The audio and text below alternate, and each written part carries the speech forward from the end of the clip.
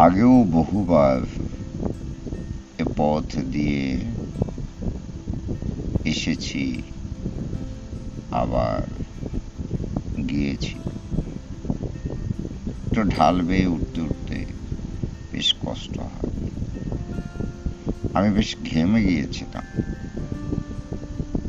কিন্তু দক্ষিণার বাতাস এসে আমার সেই ক্লান্তিটুকু একদম মুছে দিল।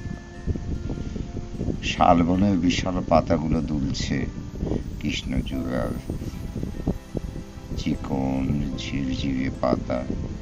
আমার মনটা কেমন ব্যাকুল হয়ে যায়। ধীরে ধীরে ঢাল বেয়ে উঠে যখন সমতলে পৌঁছলুম, সামনে তখন বাদশাহ মিয়া সড়কের চারুকলার প্রধান গেট। আমার বুকের ধুকপুকানি শুরু হয়ে গেল। আমার 1 বছরের লালিত স্বপ্ন সেই স্বপ্নের গেটের সামনে দাঁড়িয়ে।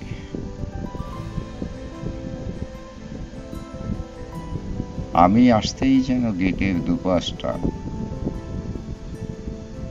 ঘটাং করে খুলে গেল, যেন আমাকে অভ্যর্থনা জানাতে চাইছে।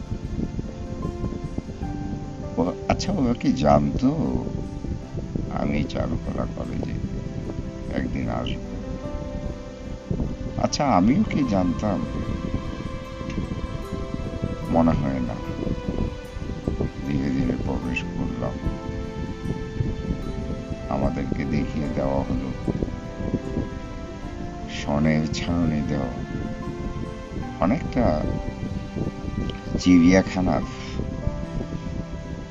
একটা ঘরের মতন, একটু বাংলো টাইপ একটা ঘরের দিকে আমরা বেশ কয়েকজন রওনা দিলাম।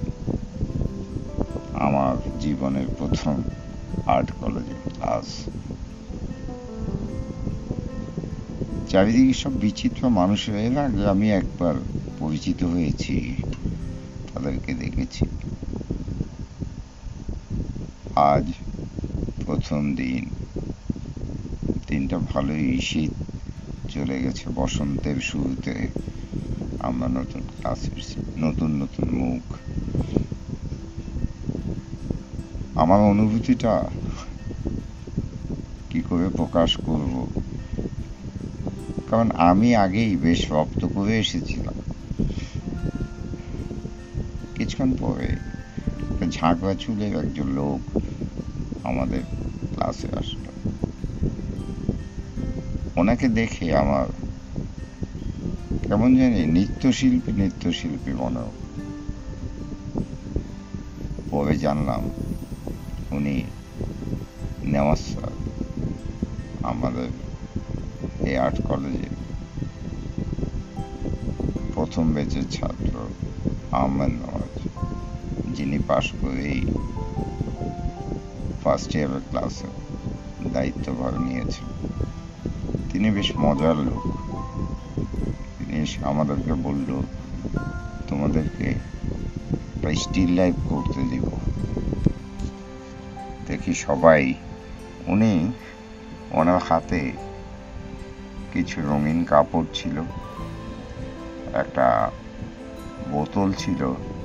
বোতলটা সম্ভবত রাশিয়ান ভদকার একটা বোতল, আর 2টো আপেল ছিল সম্ভবত। আবছা আবছা মনে পড়ছে আজ। উনি এগুলো একটা টেবিলের উপরে সাজিয়ে রাখলেন আর সবাইকে বললেন, এই যাও, তোমরা ডঙ্কিতে গিয়ে বসো। ডঙ্কি যে কি জিনিস এটা আমি আগে জানতাম। ডঙ্কি হচ্ছে একটা বিশেষ ধরনের টেবিল, যেটা অনেকটা ডঙ্কির মতো দেখতে। আর ডঙ্কি মানে যে গাধা, এই জিনিসটা আমি আগে জানতাম না। আমরা সবাই গাধার পিঠে গিয়ে বসলাম এবং নেয়াজ স্যার ধীরে ধীরে গোল হয়ে বসেছিলাম আমরা সবাই, এবং উনি বসিয়ে দিচ্ছেন সবাই যেন স্টিল লাইফটা দেখতে পায়। তো সেদিন আমি কি এঁকেছিলাম জানি না, সেই স্টিলেপটার দিকে তাকিয়ে আমি খালি ভাবছিলাম, দুটো আপেল আছে, একটা কি করে খাবো। আমার সাথে আরেকজন জুটে গেল।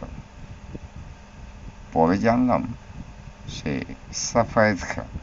সাফায়েত মানে সাফা। কালে কালে আমার সবচাইতে প্রিয় বন্ধু হয়ে গেল। এমন মজার সহপাঠী আমি স্কুল জীবনে দেখিনি। ওর সাথে ক্রমাগত বন্ধুত্ব হতে হতে কখন যে একটা বছর চারুকলায় পার করলাম। আজ এটুকুই থাক।